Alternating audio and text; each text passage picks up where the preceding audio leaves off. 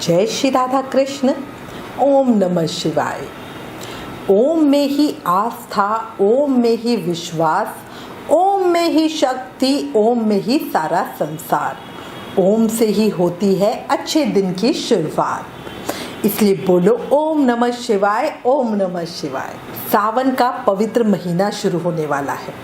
सावन के महीने में भोलेनाथ और माता पार्वती को समर्पित महीना माना जाता है। हमारे हिंदू धर्म में ये मान्यता है कि सावन ही वो महीना था जब माता आदि शक्ति को उनकी तपस्या के बाद भोलेनाथ जीवन साथी के रूप में मिले। इस महीने में थोड़े से प्रयास से बड़ी आसानी से भगवान शिव और माता पार्वती को प्रसन्न किया जा सकता है। इस महीने भक्त पूरे महीने का व्रत रखकर अपने भोले को रिझाते हैं और अभिषेक करके उन्हें मनाते हैं, उनका आशीर्वाद मांगते हैं। सावन महीने के मंगलवार माँ पार्वती को समर्पित होते हैं। इस महीने में व्रत रखना बहुत शुभ माना जाता है।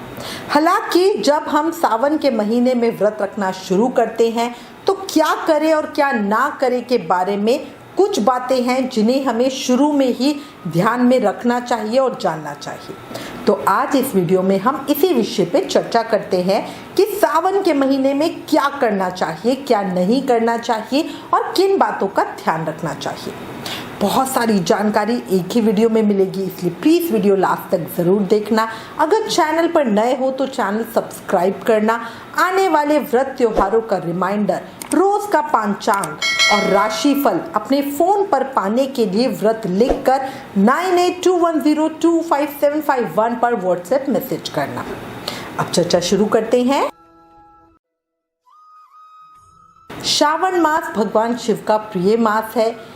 इस मास में की गई भक्ति तुरंत फल देने वाली होती है। चातुर्य मास में भगवान विष्णु शयन पे चले जाते हैं और भगवान शिव पृथ्वी का भार उठाते हैं। इस मास में जो शुभ कार्य किए जाते हैं वो अनंत फल देने वाला होता है। इसलिए सावन के इस पवित्र महीने कुछ काम जरूर करें। अब क्या है ये काम?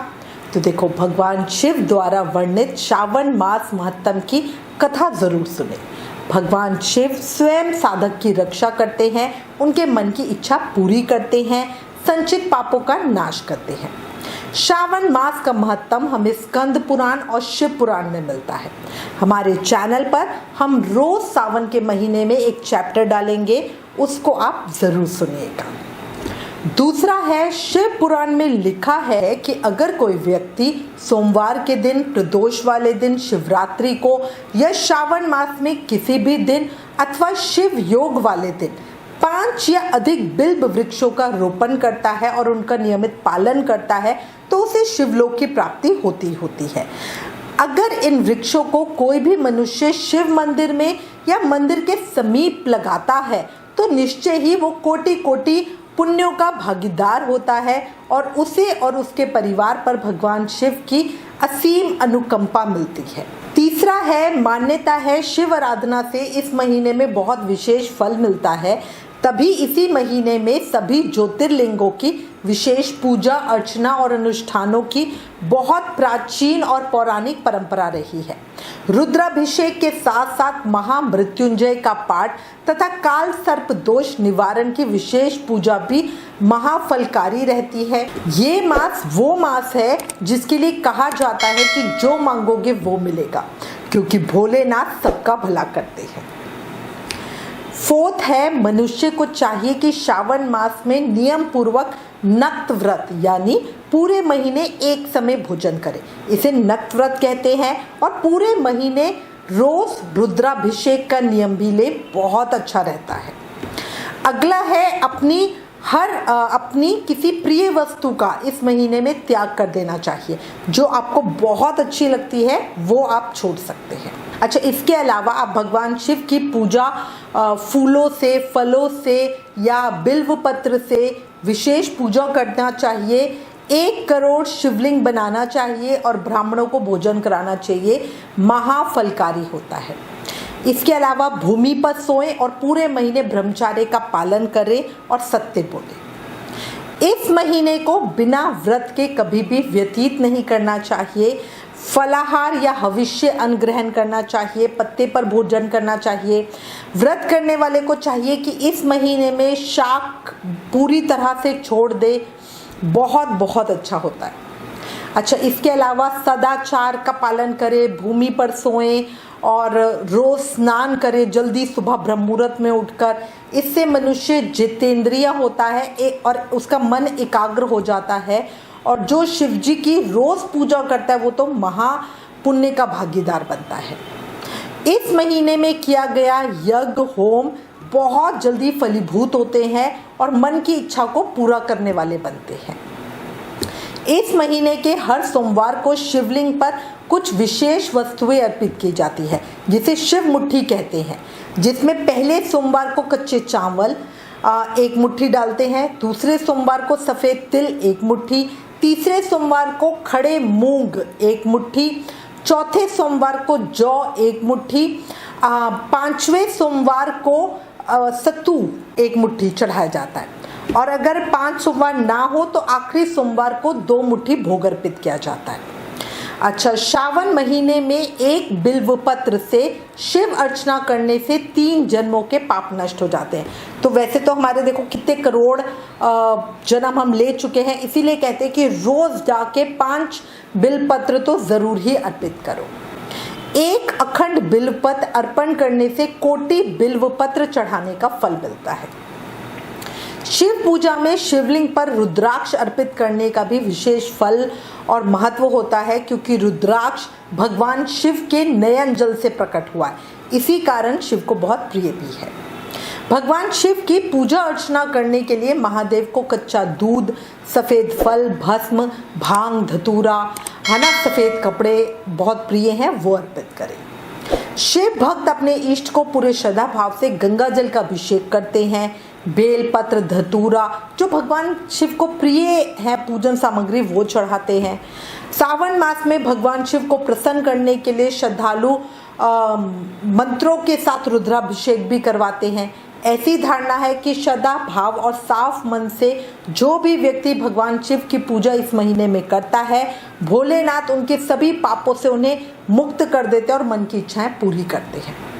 अच्छा, इसके अलावा सभी संकटों से छुटकारा पाने के लिए सावन के महीने में रोजाना नियम से महामृत्युंजय मंत्र का जाप करें। इसके अलावा सावन सोमवार पर पंडित से सलाह लेकर रुद्राभिषेक धारण कर सकते हैं, बहुत अच्छा रहता है। सावन सोमवार का व्रत जरूर करें, इस व्रत के पुण्य प्रताप से साधक की हर इच्छा पूरी होती है।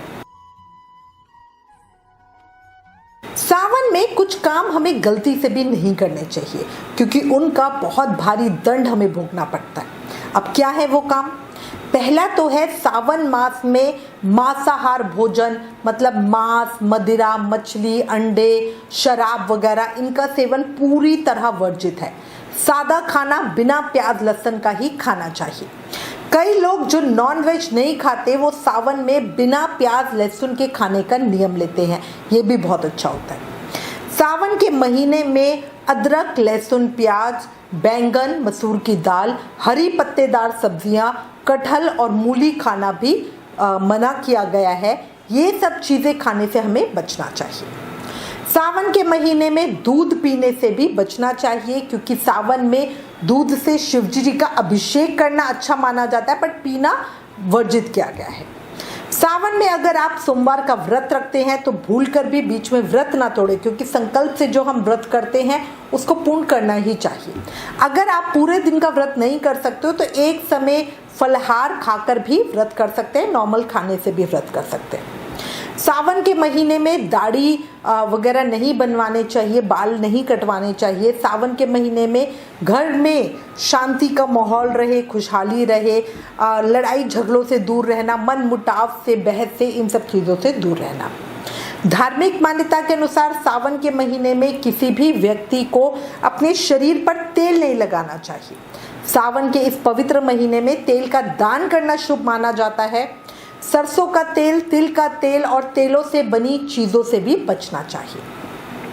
सावन के महीने में कभी भी काला, खाकी और भूरे रंग के कपड़े नहीं पहनने चाहिए। इन 3 रंग के कपड़ों का भी त्याग करना चाहिए। अच्छा, इसके अलावा याद रखना, सावन के महीने में कड़ी नहीं खाते हैं। सावन मास में दूध, दही और उनसे बनी चीज़ें जैसे कड़ी, रायता, इनका सेवन भी वर्जित बताया हुआ है। इससे बॉडी में नकारात्मकता आती है और स्वास्थ्य पे, हेल्थ पे प्रभाव पड़ता है। कड़ी के सेवन से जो हमारा डाइजेशन सिस्टम है उस पर बुरा प्रभाव पड़ता है, क्योंकि दही में एसिड, वात होने के कारण कई तरह की परेशानियां बनती हैं। आयुर्वेद के अनुसार सावन के महीने में जो हमारा डाइजेशन सिस्टम होता है वो बहुत स्लो रहता है। ऐसे में कड़ी और दही का पचने में परेशानी हो सकती है, साथ ही वात की समस्या भी बन सकती है। कई लोग होंगे जिनका स्ट्रॉन्ग होता है सिस्टम, वो डाइजेस्ट कर जाते हैं, बट कईयों को बहुत गहरी समस्या आ सकती है, तो इसीलिए हम सभी को खाने से मना करते हैं। सावन में ब्रह्मचर्य का पालन जरूर करें। इस महीने में पति पत्नी को शारीरिक संबंध नहीं बनाने चाहिए, इससे पूजा का फल नहीं मिलता। बिस्तर का त्याग करके भूमि पे सोना सबसे उत्तम होता है। ये पवित्र पावन महीना है, इसका पूरा सदुपयोग करें और भोलेनाथ को अपनी भक्ति से प्रसन्न करें। इसी के साथ मैं उम्मीद करती हूँ इस वीडियो में दी गई जानकारी आपके लिए उपयोगी होगी। इससे रिलेटेड अगर आपके पास कोई भी कमेंट्स या सजेशन है तो प्लीज़ हमें लिखें। ज्ञान बांटने से बढ़ता है, इसलिए इस वीडियो को ज़्यादा से ज़्यादा शेयर करें। आप हमें फेसबुक और इंस्टाग्राम पे भी ज़रूर फॉलो करें। Please like, share and subscribe. Thank you. जय श्री राधा कृष्ण।